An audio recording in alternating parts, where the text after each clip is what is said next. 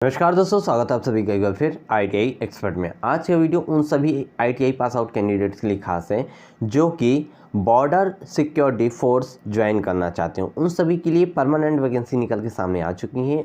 कैसे अप्लाई करना है और कितनी पोस्टों के लिए जगह निकाली गई है, क्या क्राइटेरिया रहने वाला, फॉर्म कब से कब तक भरे जाने वाले हैं और फीस क्या लगने वाली है, सब कुछ मैं बताऊंगा आज के इस वीडियो में। तो वीडियो को ध्यान से देखिएगा और यदि आप चैनल पर पहली बार हैं चैनल को सब्सक्राइब करना मत भूलिएगा। तो दोस्तों आगे बढ़ते हैं वीडियो में। Government of India ministry of home affair के द्वारा ये परमानेंट वैकेंसियाँ निकल के सामने आ चुकी है BSF के लिए। तो यहाँ देखिए, यहाँ इन्होंने बताया हुआ है नोटिफिकेशन में कि online application are invited from eligible candidate के लिए, मेल एंड फीमेल जो कैंडिडेट हैं उनके लिए यहाँ परमानेंट वैकेंसी निकल के आ चुकी है। ये वैकेंसी जो है तो ग्रुप C के अकॉर्डिंग रहने वाली है।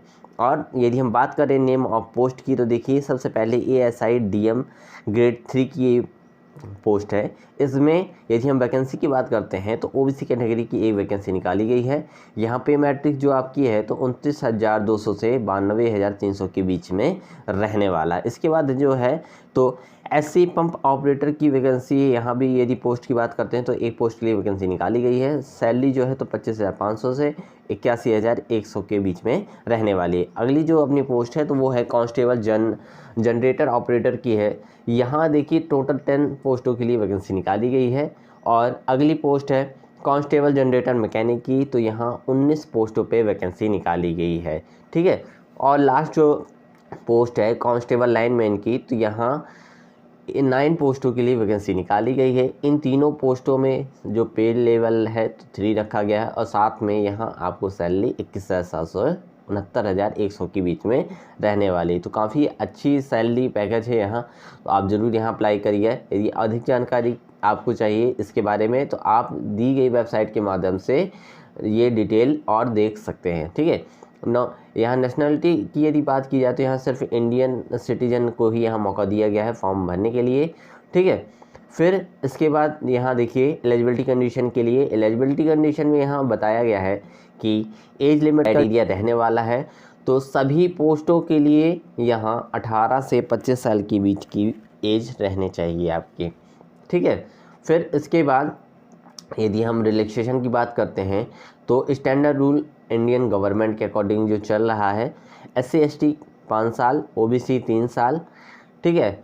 और EX सर्विस के लिए, सर्विसमैन के लिए 3 साल की यहाँ छूट रहने वाली है। ठीक है।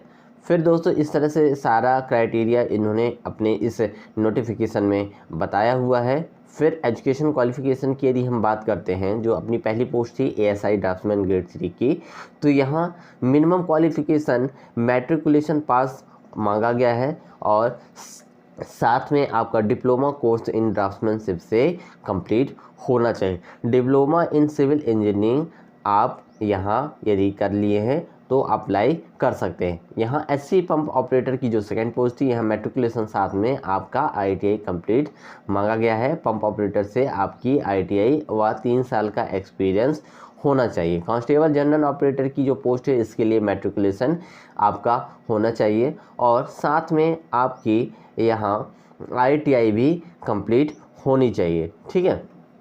इसके बाद अगली पोस्ट है कांस्टेबल जनरेटर मैकेनिक की, तो मैट्रिकुलेशन साथ में आपका ITI complete diesel and motor mechanic trade से कंप्लीट होना चाहिए। साथ में यहाँ एक्सपीरियंस 3 साल का मांगा गया है।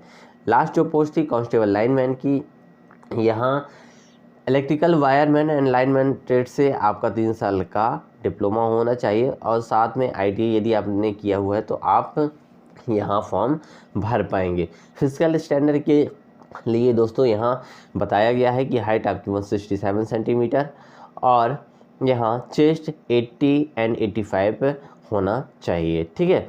तो दोस्तों ये क्राइटेरिया जो है तो फिजिकल के आप देख लीजिएगा नोटिफिकेशन में, यहाँ सारी चीज़ें इन्होंने डिटेल में बताई हुई है। ठीक है।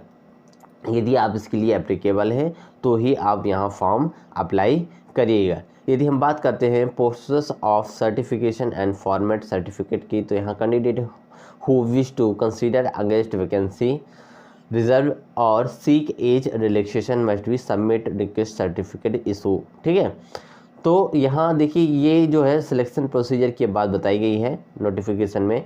तो post of assistant sub inspector की जो है, तो यहाँ the selection process for the post assistant SI की जो पोस्ट है, तो यहाँ और pump operator, general operator, generator operator, generator mechanic, lineman की जो पोस्ट है, तो फर्स्ट जो आपका फेस रहने वाला रिटन एग्जामिनेशन का फेस रहने वाला है।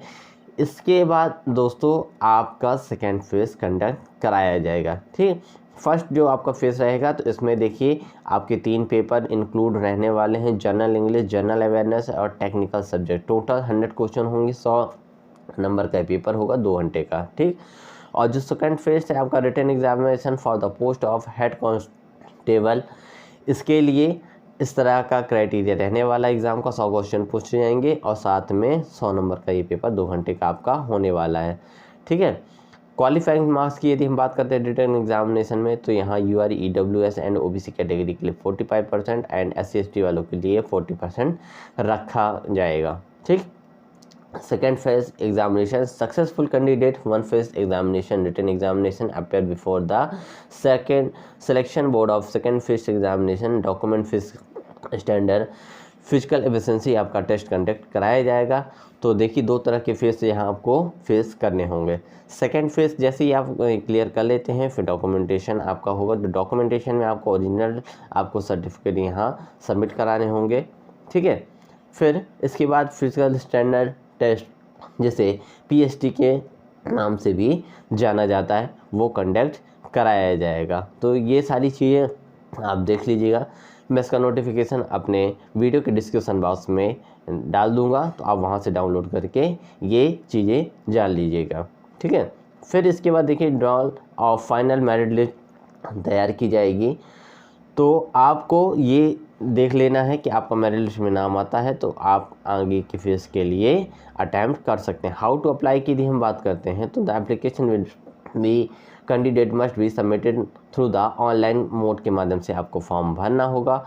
फॉर्म भरने के लिए आपको एप्लीकेशन फॉर्म की जो वेबसाइट है, तो rectt.bsf.gov.in के माध्यम से फॉर्म भरे जाने वाले हैं। ठीक है, तो आप इस वेबसाइट पे जाके फॉर्म को भर दीजिएगा। फिर एप्लीकेशन फ़ीस एंड मोड की बात करते हैं, तो यहाँ आपको एप्लीकेशन फ़ीस जो है तो 100 रुपये लगने वाली है। ठीक है, और यहाँ ट्रांजैक्शन चार्ज जो है सर्विस चार्ज 47 रुपये भी लगने वाले हैं। आप नेट बैंकिंग, क्रेडिट कार्ड या डेबिट कार्ड के माध्यम से भी यहाँ फॉर्म फिल कर सकते हैं। ठीक है, तो दोस्तों इस तरह से ये सारा नोटिफिकेशन में इन्होंने डिटेल बताई हुई है। BSF की तरह के द्वारा ये इस तरह का नोटिफिकेशन निकाल दिया गया है। तो यदि आप इंटरेस्टेड है जॉब के लिए तो आप फॉर्म अप्लाई करिएगा। आई होप वीडियो में बताए गए सारी स्टेप आपको समझ में आ चुके होंगे। तो वीडियो आपको पसंद आया हो तो वीडियो को लाइक करिएगा, शेयर करिएगा, और यदि आप चैनल पर पहली बार हैं तो चैनल को सब्सक्राइब करना मत भूलिएगा। जय हिंद दोस्तों।